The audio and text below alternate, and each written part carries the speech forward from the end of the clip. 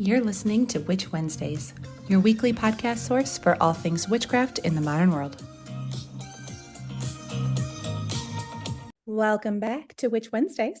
I'm Steph, and I have a guest here with me today, and we are going to have a fun little chat. So I'm excited to hand it over to her to let her introduce herself and let all of you know where you can find her online. Hi, everybody. My name is Abigail White. I'm a medical intuitive and master healer, and I really teach people how to bridge the gap between modern medicine and energetic medicine and finding the real balance with it all so that you can reach your optimal level of health. And you can find me on Instagram. That's where I'm most active, I would say, at breath of life _ healer. And I'm at TikTok as well under the same name. So makes it real easy. Wonderful. And listeners, as always, I will have those linked in the show notes and over at witchwednesdays.com to make it easy for you to find. But I am excited to chat. It's one of my favorite topics, and longtime listeners are going to be super annoyed with the next sentence that I say because they hear it all the time. But I love this. My dad was a doctor. I think that modern medicine is wonderful and goes hand in hand with witchcraft. I do not think that those are two opposing forces. I say it all the time. And they are both incredibly important and work together. So I am so excited to chat with you today. Yay. Oh my gosh. I did not realize that your dad was a doctor. And I love it whenever I get to speak with anybody who has even remotely a little bit of medicine or health background. I just love being able to like chat and get people's like feedback on like how they're viewing, because we all view medicine and health so differently. And lately I've been finding where people are coming at health from an interesting place. And I'll use the word interesting because I'm not trying to judge nobody, but it's quite fascinating. Yeah, I completely agree. And I am not of the camp that you should, do everything holistically and energetically and not take advantage. Like we've come so far in society that with all of these modern medicine advancements, I mean, not all of them are great or 100%, perfected yet, but the fact that we have those available is something that we should absolutely take advantage of. For sure. I'm right there with you. Everything in moderation and just understanding what your body needs when it needs it. Yes, absolutely. I love herbal remedies. I love doing things for myself. And there's a lot of great herbs and things out there that can cure a lot of the smaller things that I have. But I do that in tandem with other, medications and traditional, more Western medicine styles of healing. I don't think that those things have to be at odds anymore. No, absolutely not. So I would love to get started by asking you what your journey has been like. How did you even start in this kind of area? Yeah, of course. So I've been an intuitive all my life, and I just recently, within the last almost 3 years now, well, no, about 3 years, actually owned the title medical intuitive. But I was that kid that, spoke to spirit and saw my dead grandmother, fully formed in front of me. And, could see the fairies and all the things. I was the kid who could like see bad things before they happened. Um, and had a very, very clear cognizance and clear audience. And it wasn't until, of course, like many of us, my Saturn return, when I had started working as a nurse, that I really started learning the language of intuition and all that, and like having words for it, because growing up I didn't have that language. I didn't have those words, and my mom didn't have them. And so I basically went through life really just struggling to connect with people and really be able to understand them on a sometimes I feel like the right word is human level, just because I'm like, I don't understand this human thing. Don't get it. I don't understand why you all have to make this so difficult. Um, but in an effort to fully understand what was happening to me, like, and understand that intuitive aspect, I threw myself into science and really try to use it as the backbone or the framework of understanding why I knew things and why I understood things and why I heard things. And so that took me down this path of understanding that healing was my calling, and from a very deep place. Like, I was a 6-year-old when I told my mom and pretty much anybody who would listen that I was going to open up my own hospital one day. And I thought I was going to do that from the position of being a doctor. But as I was going through school and I had graduated undergrad, I graduated with a bachelor's in neuroscience and minors in writing and rhetoric and philosophy. And I started really doing the research on what it was to be a doctor in the 20th century and in the 21st century. And I realized that it was very different from Dr. Quinn Medicine Woman, who was like my idol. That's a great And idol. I was like, this isn't what we do anymore. This isn't what the doctors do. I really truly, if I want to do all of those things, I want to be a nurse. And so I decided that I was not going to take the MCATs. I had actually already paid for them. And it was the day I was supposed to go. And I said, nope, it's storming. It's a sign from God. I'm not going to go. Oh man. Yeah, and I the very next day went and applied to one nursing school, the best nursing school in the country, or not in the country, excuse me, in Minnesota, where I lived. And I ended up getting in 2 weeks later. And I was like, also sign. And I went and got a bachelor's in nursing, and I've been working as a nurse ever since. And really in the the course of really understanding where in nursing I wanted to be, like where I wanted to specialize. I had understood really early on that I needed to be in like critical care somewhere, but whether I was going to do ICU or ER, that was still kind of up in the air.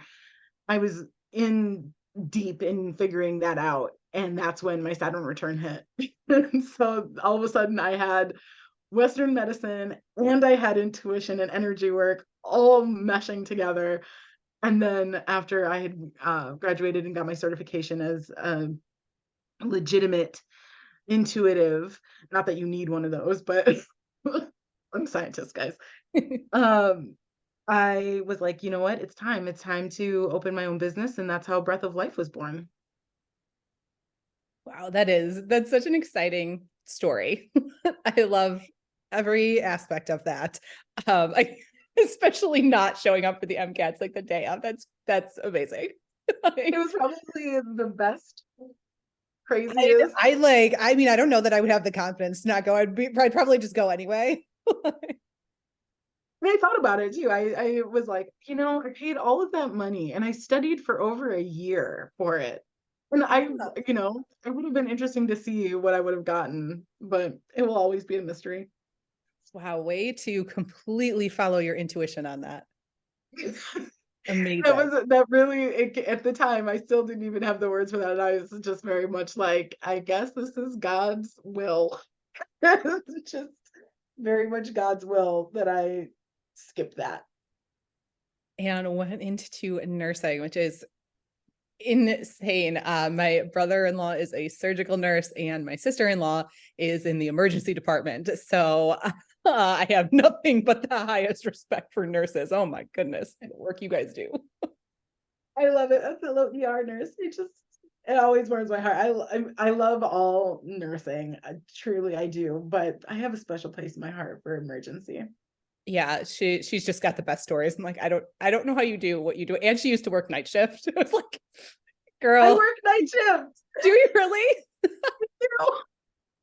Oh, I'm kind of a vampire, stories guys. you all have. It is wild. It is Wild West in the emergency room at night. It really is. Oh, what a place. Yeah, that's quite, I mean, being a doctor, it's wonderful and everything too, but like going into nursing like that is just amazing. I would not have chosen anything else for myself. I know that now that, for being my first love, medicine being my first love and really being something that I've for like over many, many, many lifetimes have chosen.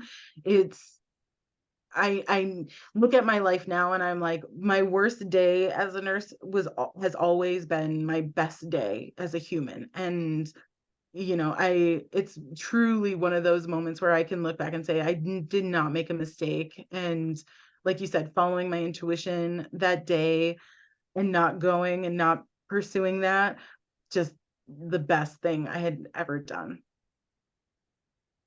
And I mean, it really says something about you then, like opening your own uh, business and teaching and going down that road, because there's a distinct difference between doctors and nurses of how much time they spend with the patients on a very like personal human level. Yeah. And I say that with utmost respect for doctors as well. My dad was one in a private practice. He spent a lot of time, but nurses are at the ground floor. They're spending all of their time and attention on very minute little details for patients. So that is, you really have to like people to do that Yeah, job. yeah, which is kind of funny because if you know me, you know that a lot of the times I'll be like, "Oh, I hate people." And I don't know I if say that's that all the just like time, but this. I would not be a nurse. I don't know if that's like the Scorpio rising in me, or if that's like, just the fact that I'm a night shift ER nurse and we're all kind of dark and twisty. Um, but yeah, and I agree with you too. We couldn't obviously do our jobs without the incredible work that the whole team really does. But I do see quite a big difference between that human aspect, and that is the part that made me decide not to go into medical school. And I think it was the thing that really made me jump wholeheartedly into taking on the teaching aspect and creating my own intuitive business, one specifically centered around healing, and taking on that mission of my soul, like really truly embodying my mission of teaching people how to heal and how to heal all aspects, from the most minor acute thing, or illness, disease, dysfunction, injury, to the most severe and the most chronic or terminal, and doing it from a place of intuition and teaching people how to listen and harness their own abilities and their own skills to be able to heal because of that human component. I think part of the reason why I say at like my most frustrated moments, oh, I hate humans, is because I love the souls so much. And I've been so connected with them, and I see their potential to be so great and to have them be so grand in their abilities, that I get frustrated with the human, because the human is imperfect and crazy and does really stupid crap. I don't know if I can swear on here. You can, you're fine. But like the soul underneath that, the spirit underneath that, I've seen what they can do in their greatest capacity. And I think that's why, how to not have to get sick, how to understand what happens to them when they do get sick, and to teach them the tools and the skills that they need to either shorten that time that they are sick or injured, or to just not get sick at all. So if somebody were interested or listening to this now and this is resonating with them, how would they get started? Like what's even the first step in starting like that into more intuitive healing process? Sure. So for me, the very first thing that I teach is that you have to understand how your energetic body speaks to your physical one. And a lot of people will even say that, well, we have to go a little bit smaller than that, of like, we have two bodies. We have this physical body and we have another one. Yeah, you have your energetic body, which is energy. And you can even, excuse me, you can even say from a science perspective that energetic body is your bioelectromagnetic field that exudes out from you and actually creates your aura. You know, if we're talking in like witchy woo woo language, right? Your aura, your chakras, right? All of those things are going to make up the anatomy of your energetic body. And if you understand how that body communicates with your physical one, then you have already kind of jumped off the diving board of how you make sure that you either don't get sick or how you can shorten the time that you are ill or injured. And there are some caveats to this. There's some nuances within things like terminal or chronic illnesses, but in general, that's really the jumping off point. And how the energetic talks to the physical is through your emotions. So most of us don't really pay attention to our emotions. They can't even name more than three sometimes. Like if you know happy, mad, and sad, and that's all you know, I tell my clients, you're really like hindered. It's like you're, you know, standing on first and have no legs. You know, there's no way you could run the bases, right? Or not even at first. Like you're literally at the plate. You can't go anywhere because you don't have the means to go. So you need to really expand your understanding of what it means to have contempt for somebody, what it means to be disappointed, what it means to be enraged, what it means to be ecstatic, what it means to be enthralled. All of these are emotions, feelings that you have, and they exist in certain places in your body when you feel them. And depending on how you're listening to them, or how you're ignoring them will then dictate what your energetic body has to do to get you to pay attention. Usually, what it does is it starts having your physical body have some sort of a symptom. And this is where I tell people who are telling me, well, I'm listening to my body. I'm sick, so I'm going to rest. And I'm like, that's not how your body isn't communicating with you through symptoms. That's a reaction that your body is having. So you want to pay attention to the emotion that you were feeling or are feeling that is then causing your body to have a reaction because you're not listening. And once you start listening, then you'll start seeing improvement. And, you know, for the most part, people eventually get there. They just don't know that's what they're doing. So they get well because they are overwhelmed and there's a lot on their plate. And so then they get sick, you know, they catch the cold or the flu or something else, right? Anything else. And their body has been telling them, say no, say no, say no, because it's too much. You're feeling overwhelmed. So by default, they have to say no because they're not feeling well. And because they're now by default listening to their body, listening to their emotions, they get well. You are exactly describing what just happened to me. I'm sure my listeners are laughing because it was just in episode 200 that I was so sick and completely lost my voice. And it was like 5-minute episode because I was like, I feel horrible. But that's exactly what happened. I just did way too much in the month of October, got sick on Halloween, and that was it. I had to rest. I had no choice. I had no voice. Yep.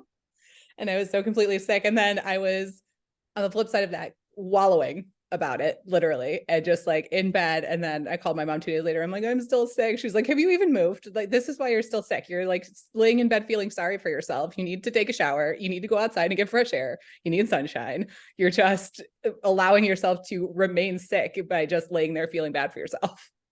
And that is like such a beautiful point that I love making to people. So I'm so glad that your mom made it to you, is that rest doesn't actually mean laying in bed all day. Like a lot of people believe that. They're like, "Oh, resting, I'm just going to sit and do nothing." But I have to remind people, and when we exercise, we don't rest days are usually active rest days if you're an avid exerciser, right? A person who works out.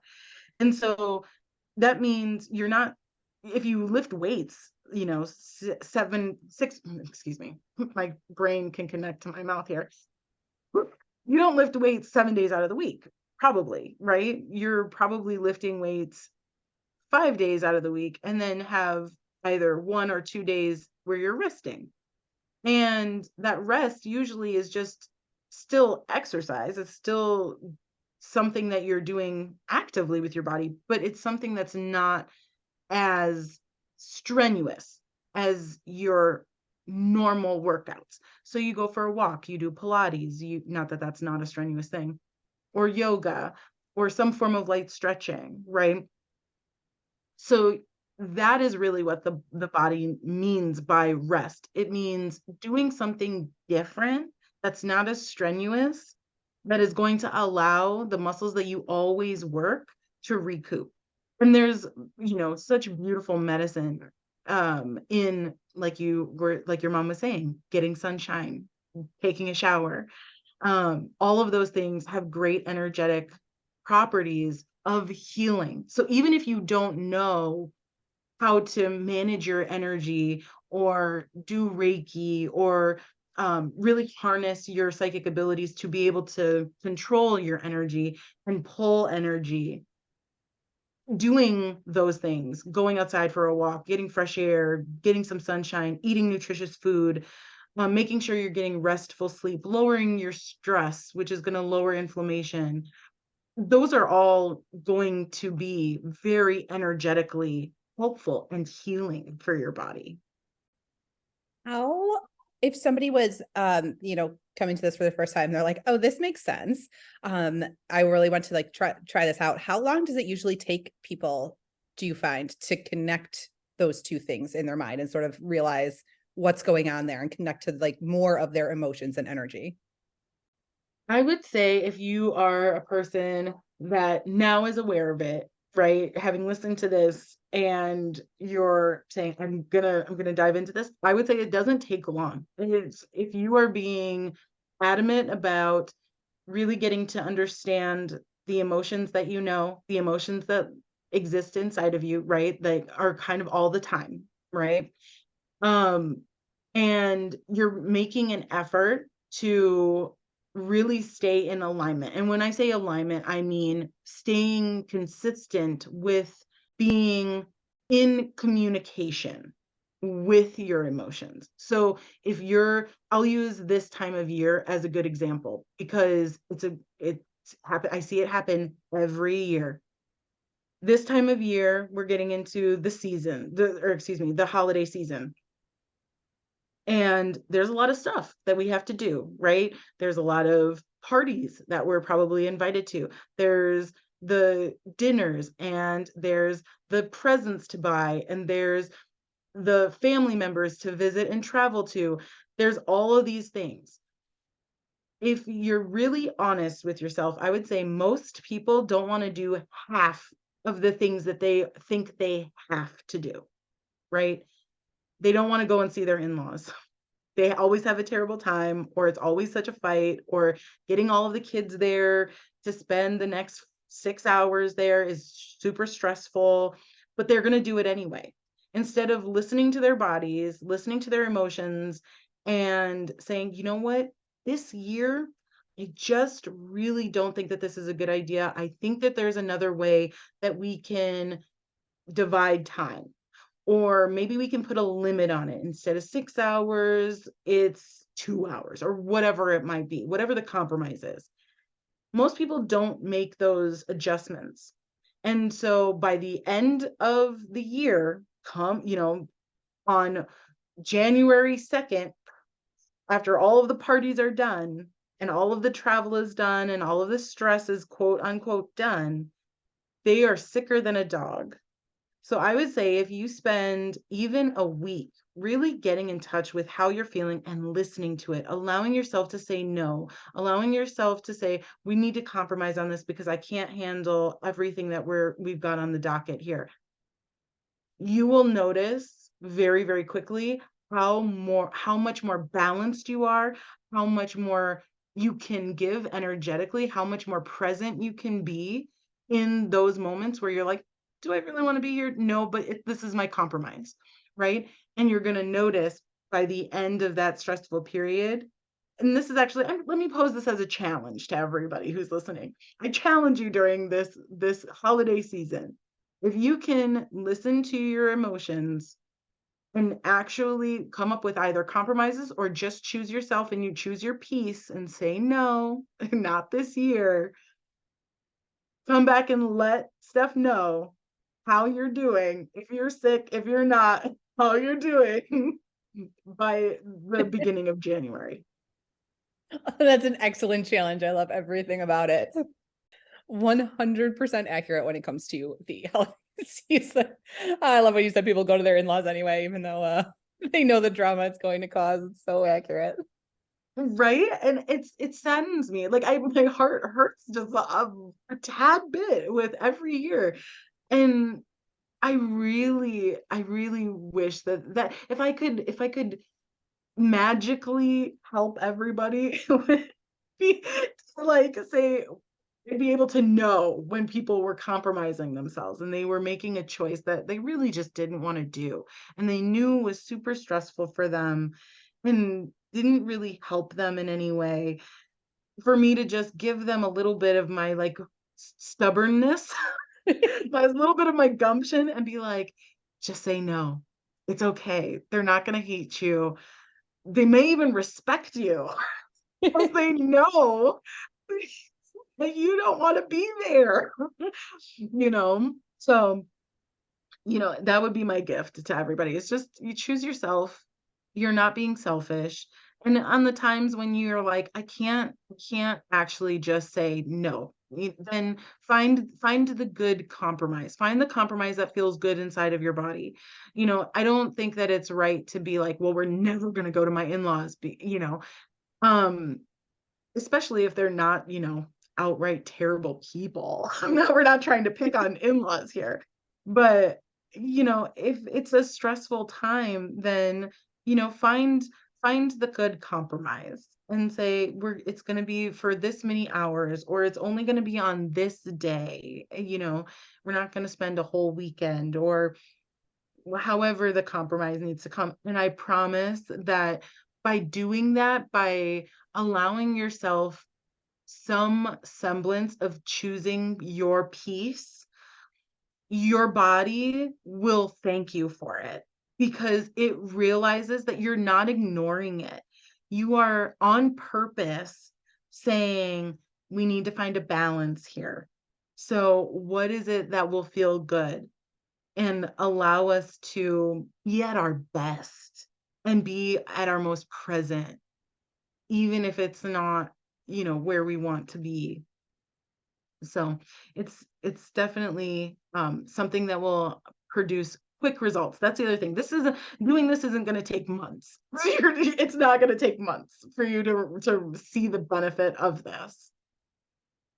Yeah, I would love to see. I know during the start of the pandemic and during lockdown that other typical illnesses that we see this time of year were decreased so much during the end of 2020 because we weren't around other people. And I wonder how much of that was not being exposed to normal cold and flu germs like we usually are at that time, and how much of it was people conserving their energy.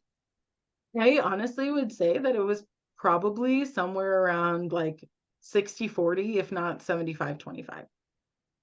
Yeah, Like I would agree because I between mean nobody could go out to all those like parties and things that were sucking all of your energy, whether or not you wanted to go. It was just Yep. you couldn't, and you just had so much more like downtime and time to take care of yourself. Yeah, absolutely. Absolutely. Is this something that I know you mentioned earlier, chronic illness and terminal illness as well? Is this something that can help in that area for those like chronic illnesses, for mental health where you don't want to come off of your standard medication? Is this Mhm. energetic healing still something that can be used in those instances? Yeah, so it's gonna help. It's just gonna help in a bit of a different way. It's going to help you be able to achieve a higher state of presence through your situation. But with things like terminal illnesses or chronic diseases, what you have there is going to be either blood linked or contracted. situations. So you don't get you don't get a chronic illness because you've caught it, right? Like it's not you go outside and you catch cancer, right? And because of all of the supposed carcinogenics that exist out there, I want somebody to make it make sense for me that there aren't more people that have cancer with all of the pollutants and carcinogenics that are in our air, in our water, in our food, in the land, right? Because of all of the misuse, right? How is it that, out of the billions of people in one country alone, right? Think about, India or China, for example. How is it that there aren't more people, just statistically, that aren't dying from cancer from poor air quality, just as one thing, right? Right. Make that make sense. You probably really can't. I'd love to see if there was some person who could. Maybe there is a statistical analysis where that makes sense. I have yet to see it. And I've read many, many studies and many, many papers on this, just from a science point of view. So how I make this make sense is that it's something that we as souls choose in order to help us learn a lesson that our soul has been trying to learn for many, many lifetimes. And this can be hard to hear. So, maybe I should have said trigger warning before, but I do not say this without compassion or without reason. That when we are trying to elevate our level of consciousness, when we're trying to get back to source, when we're trying to connect back to nature, to oneness, right? We are sometimes in need of a really tough situation to get us to understand it. That without that really tough situation, we would never be able to get there because it is through struggle, particularly on Earth. Let's also make a note here that like Earth isn't the only place we can incarnate. And there are plenty of other places that don't have the same rules and regulations that Earth has. But Earth in particular has one very sticky rule, and that's duality. That's the you can't have good without bad. Okay. And because of that, when you are trying to learn a lesson, it's sometimes very hard. I would say most of the time, it's very hard for souls, for consciousnesses to truly learn a lesson without some form of strife that helps them push them into it. Now, this should give people a lot of hope. Okay. I want to make that very clear that if we have the ability to contract this, to choose it, to write it on our soul contract and say, if I get lost in life, I'm going to have this sort of deal happen to me, this sort of illness. Or if you're like, I'm trying to learn a karmic lesson because I did some really bad stuff to other people.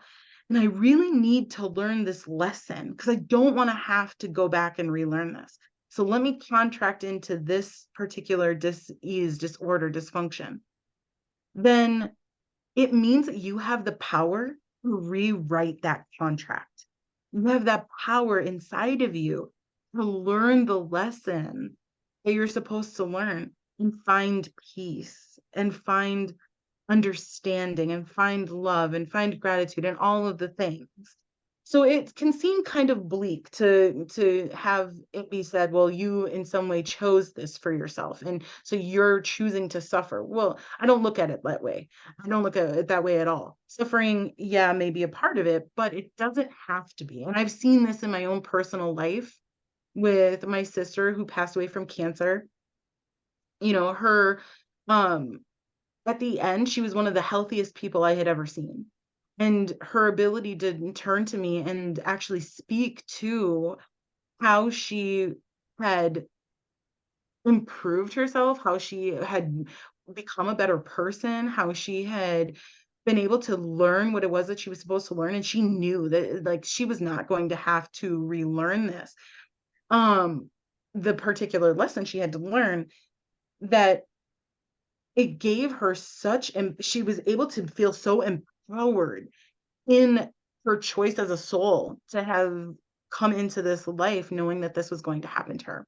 So from a standpoint of how does listening to your emotions, how does that help you? One, I think it provides you with clarity. It provides you with clarity towards learning the lesson that you're supposed to learn, can ultimately then help you figure out how to either rewrite your contract and cure yourself, have a miraculous recovery, or it allows you to find peace within your situation, depending on where you are within your timeline. And it really allows for you to be empowered in your abilities, in yourself.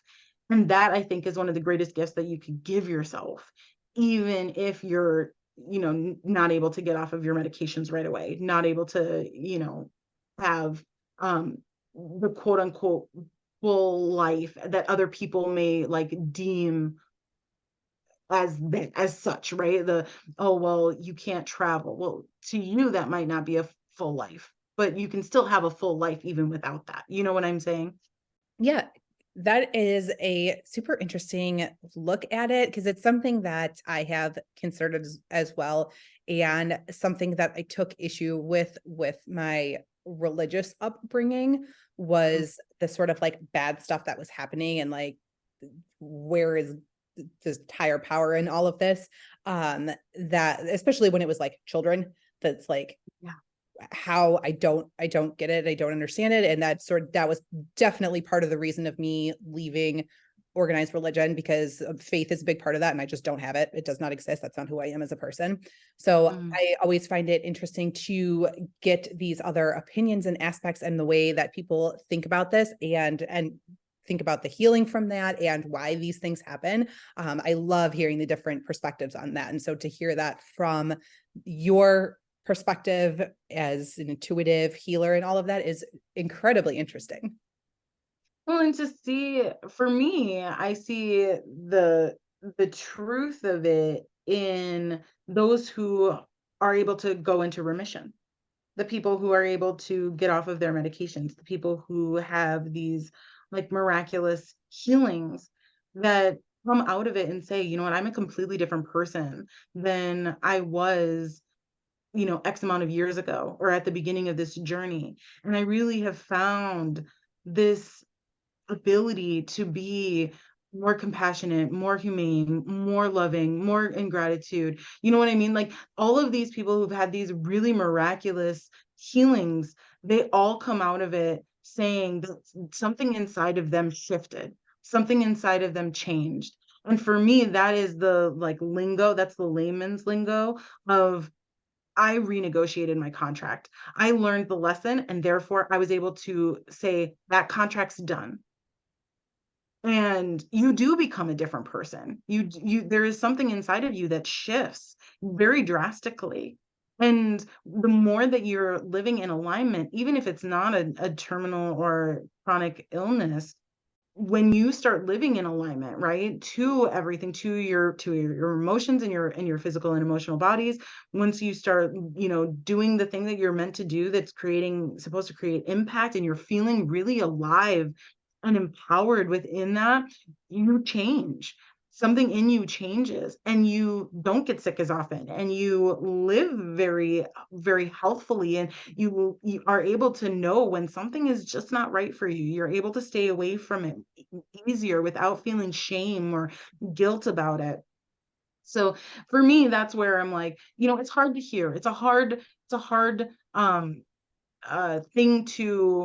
statement to coalesce inside of your body until you've seen it over and over and over again.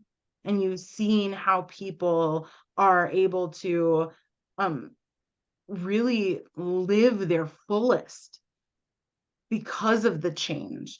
And I think that's just part of people having a hard time seeing is that their worlds are a little too small sometimes. Sometimes they're not able to really like branch out and see all of the different aspects that happen out there. And I think that's one of the things that we can all maybe work on, getting a little better at, is broadening our horizons. And that doesn't mean you have to go traveling everywhere. There's different ways to broaden ourselves, right? But by doing that, you get to see more, you get to understand more, you get to experience more. And through that, you learn more about yourself, what it is that you like, what it is that you need. And that all contributes to your health and having good health, not just good health, great health, like amazing health, health that people are envious of.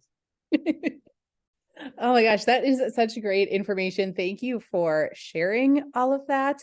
And I will absolutely have everything, linked in. I'm going to put up the Instagram post as usual, because I do want to hear other people's comments on this and like sort of what their feelings and thoughts are, and also if it's something that they've experienced themselves, because I think it is probably more common than we realize. Well, probably not that you realize, probably than I realize. You are probably very aware.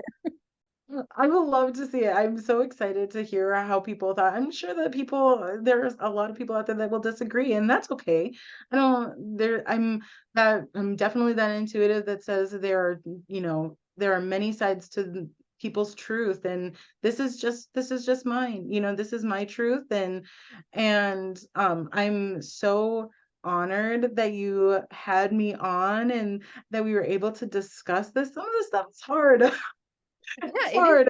It Health can is be hard sometimes, yeah, it's a hard but thank topic you. because it's not fun, first of all, to discuss and think about. And a lot of people like myself just don't have the answer because they don't want to think about it. And that's where I am. Like, people are like, oh, what do you think happens after you die? And I'm like, I don't really know, because I don't want to sit around and think about it. And I just have never come to my own conclusion, because I sort of just don't work on that aspect of my shadow self. Like, I'm not ready to sit down and think about that. I don't know. And this is another thing that I don't really know how I feel about it, because I don't like to sit down and think about it. And I think there's probably quite a few people in the audience who are with me on that are listening to this and are like, man, I have no idea what I believe. That, I think, is such an empowered place to be, honestly, because it means that you are coming at every discussion, every movie, every TV show, every book with such an open mind and an open heart and an open third eye. And that, I think, is the one thing we all need to do. And sometimes when you have your thoughts already solidified, you close all of those things down. And that puts you at a real disadvantage. So I commend you, and I commend all of your listeners that are really at that same space. And I am like, yay you. Number one, because honestly, it truly allows for you to have the best conversations, best experiences.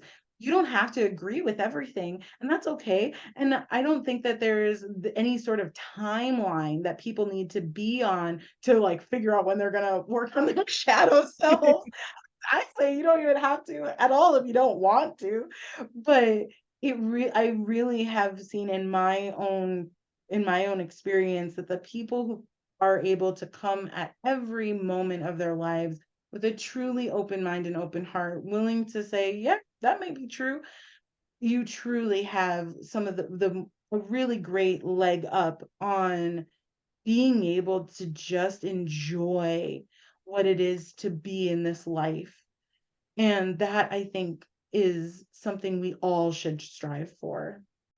Well, thank you. I appreciate that, because sometimes I feel like, man, I really should have some things figured out and I don't. So I Oh no, appreciate girl, that. you That just means good. I have an open mind. You good. No. Well, When again, you're thank when you. you're ready, it'll be made known. Yes, that's what I'm going with. When I'm ready, I will know the answers. I will figure things out. Thank you again so much for being here. And listeners, again, I will have everything linked so you can go check it out and check out the website. Reach out if you have more questions, and I will definitely post that to Instagram so we can have like a little discussion in the comments or something. And we would both love to hear your feedback and let us know like where you fall, if you have any definitive answers that you agree with, or if you are more like me where you're like, I have no idea what's going on. and we would love thank you to so hear much. from all of you. Like, I think it would be fun to just see kind of where the audience is like on the spectrum, and let us Yes. know how you are feeling about it. But like we said, yeah, definitely a heavy topic. So completely understand if you are like me and you're like, nope, not ready to deal with this one. Exactly, exactly. And thank you so much for being so open and allowing us to talk about it and allowing us to get through it. And to all of the listeners, thank you so much for coming at this whole discussion with just such an open mind and an open heart. I can't thank you enough for that. These as a healer, that's all that I can really ask for. And so many blessings to you. I'm so honored. Thank you. Thank you. And listeners, that is everything that I have for this week. I will see you next week. Need even more? Subscribe to Patreon and YouTube for exclusive bonus content. Order a themed witchcraft box every month through Witch Wednesdays on Etsy. Be sure to follow on Instagram at Witch Wednesdays Podcast. Find all these links and more at witchwednesdays.com.